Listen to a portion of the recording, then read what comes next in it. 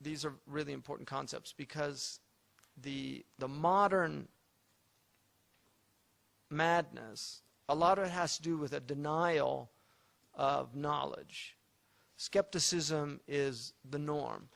There's an acceptance of scientific knowledge, inductive knowledge, but it's still with skepticism. And even though you have poorly trained, philosophically poorly trained scientists that believe in their materialistic knowledge, when you get into Western philosophy today, and I don't advise any of you do that, but when you get into it, what you will find is they really don't believe in knowledge anymore. They don't believe that knowledge is actually something that we can have with any certainty. Skepticism is the dominant mode in Western tradition now. And some of the greatest philosophers of the 20th century were profound skeptics. Wittgenstein, who's probably one of the most brilliant philosophers of the 20th century, pretty much gave up talking. Just thought it was a waste of time. Because he considered them language games that didn't really lead to any truths. The Muslim belief is that the world is knowable. In fact, the Arabic word for world is what? Alam. And Allah is Rabbul Alameen. Alam in Arabic is what they call ismu ala. The fa'al wazn is called, it's a type of, it's a noun of instrument. So you have tabi' is something you make an imprint with. Khatam is something you make a seal with. And alam is the instrument of knowledge. So the alam is what you know. And so our belief is that all knowledge comes initially from the world. But we have a very special and unique gift that has been given to us that enables another type of knowledge to occur, so that our knowledge is not merely perceptual. Now what happens in the West, and it begins with Descartes, but it goes to Locke, and then Hobbes, Locke, Hume, and it ends up with Kant. And after Kant, there's really a major shift. I mean, Kant, in many ways, knowledge is very different after Kant in philosophy. And he called it his Copernican revolution, his great discovery. And his discovery was that reality is not informing us, that we are informing reality. And this is very much a postmodern articulation when they say things like seeing is not believing, believing is seeing. You know, it's an inversion. And this is one of the signs of the end of time, is what's called qalb al-haqa'iq, which is the inversion of realities. And this is mentioned in all of our books, that in the end of time, order is turned upside down. So the child orders the parent around, and not vice versa. The worst people are the people in power. They're there for self-service, not for benevolence or to rule. They're there to rule for themselves. So here's what I want you to understand from this. The first thing that enables us to know anything is called a simple apprehension, tasawwur, a tasawwur as-sadij. And it's simple because it's immediate. It's grasped immediately. There's no mediation. There's no discursive thought that's needed. When you see an apple, you just grasp what it is. That's a simple apprehension. And it's simple because there's also no judgment on it. You're not making a judgment. So when you see something and you have a tasawwur of it, that's your apprehension of it. Now, when you see it physically, as I'm looking at that cup, I have a perception of the cup. That's called a percept. So I'm perceiving the cup. When I turn away and I say, can you see that cup?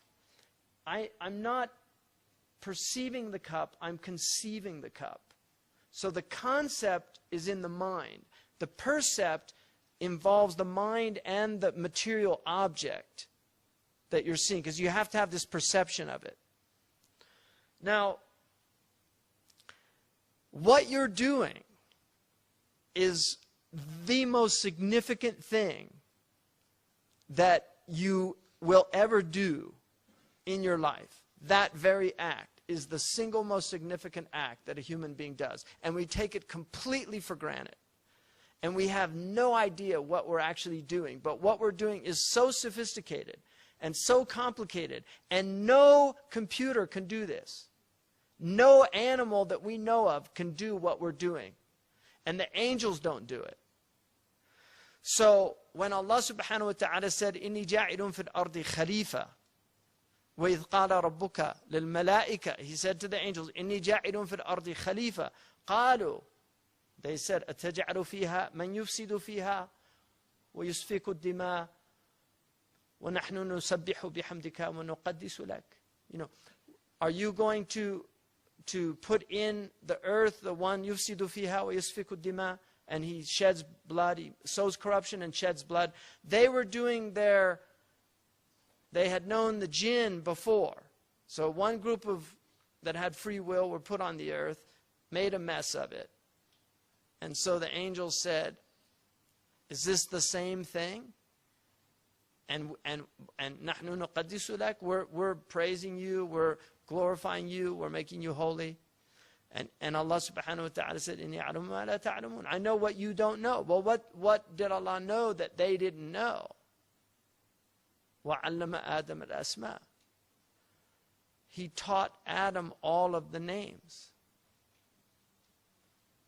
كُلَّهَا ثُمَّ عَرَضَهُمْ عَلَى الْمَلَائِكَةِ, and then He showed the names. Hum, عَرَضَهُمْ عَلَى الْمَلَائِكَةِ فَقَالَ أَنْبِئُونِي بِأَسْمَاءِ هَؤُلَاءِ إِن كُنْتُمْ صَادِقِينَ, tell me the names of these things if you're being truthful about what you said.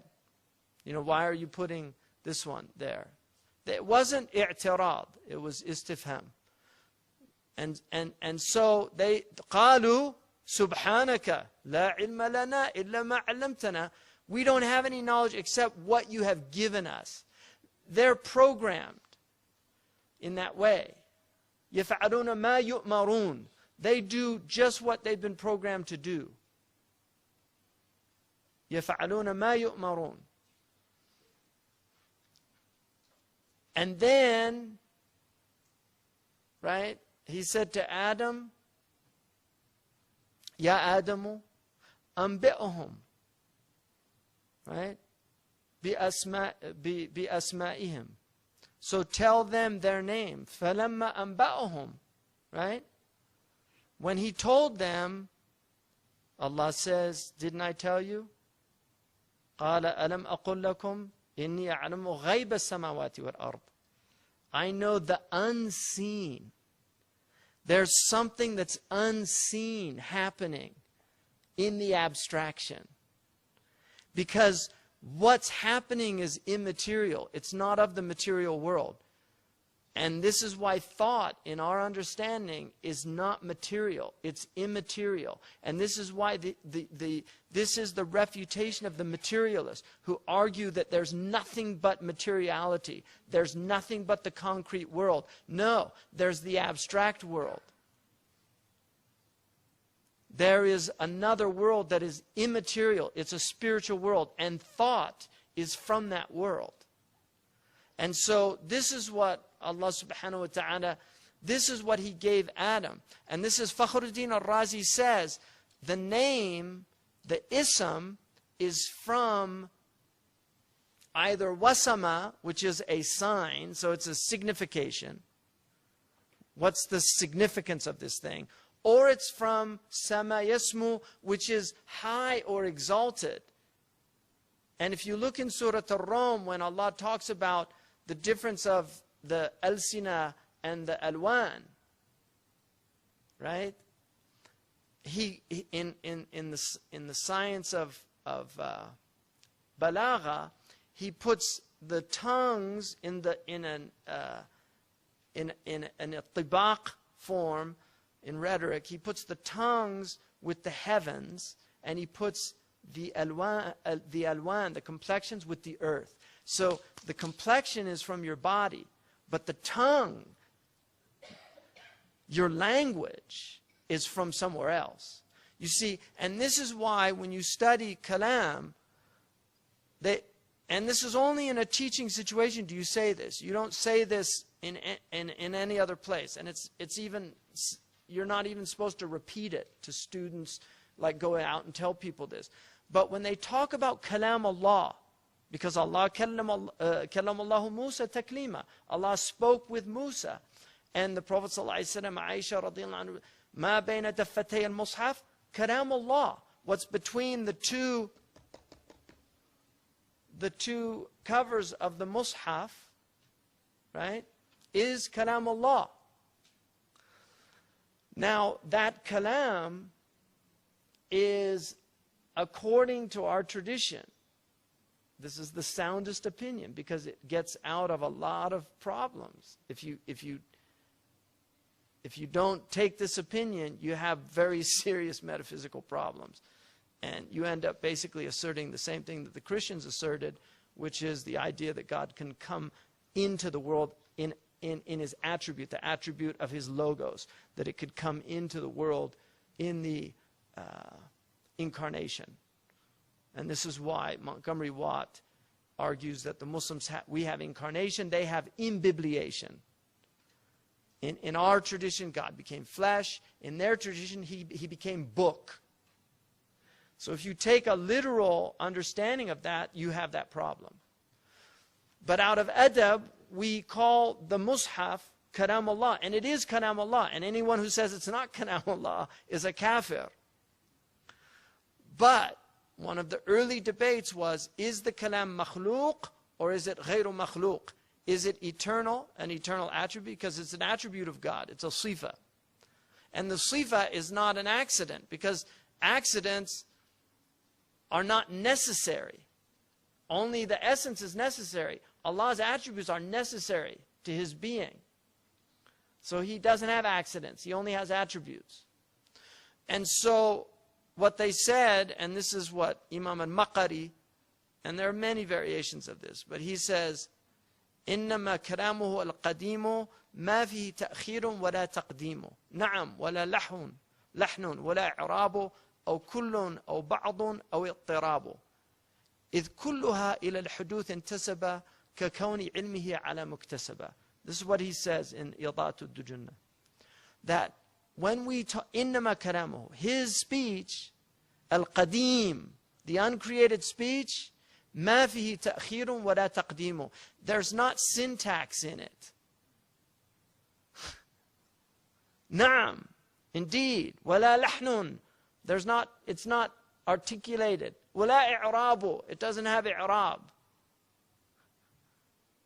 أو كل أو بعض, or part or whole. You can't take something out of it, and because it's an infinite attribute of Allah. You can't.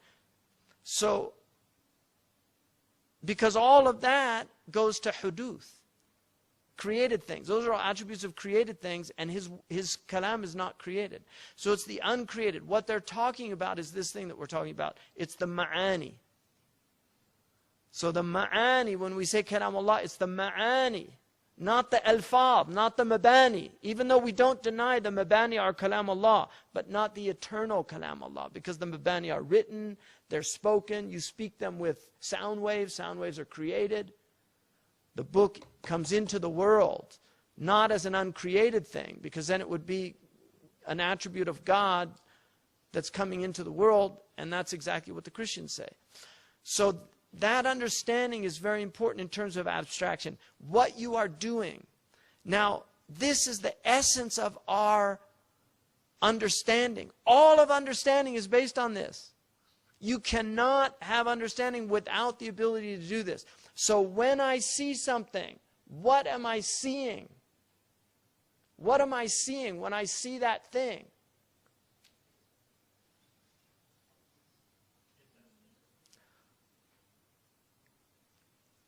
If you understand it, if you get a tasawwur of it, you're seeing its essence. And what is its essence? Its essence is the oneness in its multiplicity. And this is why I can call any glass a glass, because it's a universal, one out of many. In other words, what you're doing is you're tuwahidu. You are unifying the concept. It's tawheed. And you're doing it all the time because that's what you were created to do. You were created to see one in many, one in multiplicity. That's what the human is created to do. And this is Abu al-Atahiyya says, وَيَا عَجِبًا كَيْفَ يَعْصَى الْإِلَهُ أَمْ كَيْفَ يَجْحَدُهُ الْجَاحِدُ وَلِلَّهِ فِي كُلِّ تَحْرِيكَةٍ وَتَسْكِينَةٍ فِي الْوَرَى شَاهِدُ وَفِي كُلِّ شَيْءٍ لَهُ آيَةٌ تَدُلُّ عَلَى أَنَّهُ الْوَاحِدُ. That how wondrous that anybody could disobey Allah. How strange it is that anybody could disobey Allah. وَعَجِبًا كَيْفَ يُجْحَدُ كَيْفَ يُعْصَى الْإِلَهُ أَمْ كَيْفَ يَجْحَدُهُ الْجَاحِدُ. Or how could an atheist deny him? And God has in everything that's moving and every still thing, everything that's moving and every still thing in creation, a testimony, a shahid. And what's the shahid saying? Ana wahidun. In every single thing in existence, there is a witness saying, I'm one. That glass is saying, I'm one. And when you understand me, you understand I'm one. Even though I have many, many particulars, you have grasped my universal essence. And that's why you can apply that essence to any particular. And so, the oneness, that ability to pull that oneness out is abstraction. Tajreed. It's istikhraj al-kulli min al-juz'i. It's taking the universal out of the particular. And that's how we communicate. Now, there are a group that says that doesn't happen. It's impossible. It's rubbish. And they're called nominalists. They say there's only names. But Allah subhanahu wa ta'ala says in the Quran about those who worship idols without reality, without essences. مَا هِيَ إِلَّا أَسْمَاءٌ. They're only names. سَمَّيْتُمُوهَا أَنْتُمْ وَآبَاؤُكُمْ. They're only names. You named them. They have no real meaning. So what he's saying is, when you speak about real things, there's the name and then there's something else. And then he says, سَبِّحْ اسْمِ رَبِّكَ. Glorify the name of your Lord. Because the name of your Lord is not just a nominal phenomenon. The name of your Lord indicates the essence of your Lord. And the essence of our Lord for us is existence. Because that's what's knowable about His essence. That's what we can know. And in that way, He's not unknown. And so we define Him by wajib al-wujud. He is the necessarily existent. So that is what human beings are. It's an amazing thing. It's an incredible thing to be able to do that with everything, and that's how we communicate. I saw a man yesterday. How do you know what a man is? Because you have the universal concept of the one in the many. And that's why when you look at a dog, what does a dachshund have to do with the Great Dane? Seriously, or a Chihuahua? What does a Chihuahua have to do with a Great Dane? The size is not important. They share the same essence, which is that they have dogginess. That's what it is. It's dogginess. That's what we call the abstraction. We use like words that end with S, happiness, dogginess, or TY, beauty, humanity. These are all talking about abstractions. Nominalists deny their existence. They say they don't exist. Conceptualists are, it's a nominalism light. They say that we'll accept that it has a kind of mental existence, but it's not real. And so nominalists will argue that there's no universals. We're just, the Kantian version of it is that our mind just tricks us into lumping you all together. But the reality of it is you're all just separate little entities that have nothing to do with each other. It's just the mind plays a trick on you. And this is the same argument that Dawkins used about evolution, the selfish gene. That all these things, design is, it's all a trick. There's not really design out there. If you really understood it, you'd understand that it's all randomness. It just looks like design. I mean, these are their arguments, and this is the aqidah to shaitan. Because what does shaitan do when he sees Adam? What does he say? What does he say when he sees Adam? Like he's told to bow down. Why won't he bow down? He's made out of water and earth. He couldn't see the essence. He's a nominalist. Shaitan is the first nominalist, and it's his creed. He couldn't see the essence. All he could see was the material form. He could not see the immaterial reality, which is articulated in thought and understanding. He couldn't see it. And that's why these people are trapped in a diabolical philosophy that doesn't enable them, it doesn't allow them to open up to understanding. The scholastics, they said, we understand to believe, and we believe to understand. سَأَصْرِفُ عَنْ آيَاتِي الَّذِينَ يَتَكَبَّرُونَ. Allah, I will remove my signs from arrogant people. And anybody, at least be agnostic and say, I don't know. But no, there's no God. Your imaginary friend. I mean, it's going to be interesting because we're actually going to see them, according to the Quran, going into hell. And because they used to, وَإِذَا مَرُّوا بِهِمْ يَتَغَامَزُونَ. When the believers go by, they're all nudging and look at those idiots. أَنُؤْمِنُ كَمَا يُؤْمِنُ السُّفَهَاءُ. Do we believe like fools believe? It's the same stuff. They say the exact same stuff. They're not even original. No, seriously, they always do the same things. They make fun of believers. And I'm talking about, I mean, these people like Bill Maher, they just, like simple people, they make fun of Mormons and Buddhists and Hindus and, anybody that has a devotional practice, don't make fun of them. That's a subbaladini yad'una min dunillah. Don't curse the idols of those calling on other than Allah. Don't curse them. Those people, they're expressing their understanding of devotion, but they're trying to worship something. And the Muslim job is supposed to elevate them to worship the highest thing, the only thing worthy of worship. But these people are worshiping their genitals, their stomachs, their bank accounts, their clothes, their cars. I mean, nothing. Empty people, the hollow men, vacuous people. They eat and drink for a little while and then they're gone. And laugh on. Come let us mock at the great that had such burdens on the mind and toiled so hard and late to leave some monument behind. Come let us mock at the good that fancied goodness might be gay and sick of solitude might proclaim a holiday. Come let us mock at the wise with all those calendars whereon they fix old aching eyes. They never saw how seasons run and now but gape at the sun. Mock mockers after that would not lift a hand maybe to help good, wise, or great, to bar that foul storm out of cynicism and nihilism, to bar that foul storm out. For we traffic in mockery. These are the mustahzi'un. Kafaynak al-mustahzi'in. Suffice me the mustahzi'un. Let me deal with the mockers. Don't deal with them. Don't answer them. Don't respond to them. Let them laugh. Let them mock. Mock on.